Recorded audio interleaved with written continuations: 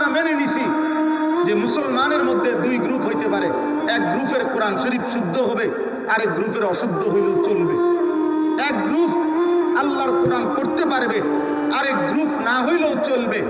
এক গ্রুপ আল্লাহ বিল্লাহ করবে, ওযু নামাজ সূরা কেরাত হালাল হারাম পাক নাফাক এগুলা ঠিক রাখবে। আরেক গ্রুপ জেনারেল শিক্ষার সুবাদে এগুলো ঠিক না রাখলেও চলবে। এই যে দেওয়াল, এই যে বিভেদ, আল্লাহর কসম রাসূলুল্লাহ সাল্লাল্লাহু আলাইহি সাল্লাম 1450 বছর আগে ইসলাম এই বিভেদ করে নাই।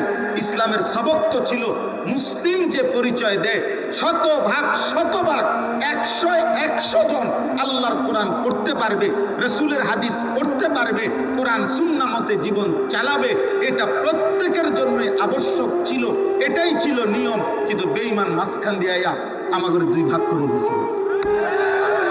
আজ আপনারা বলেন আমরা হুজুর আর আমরা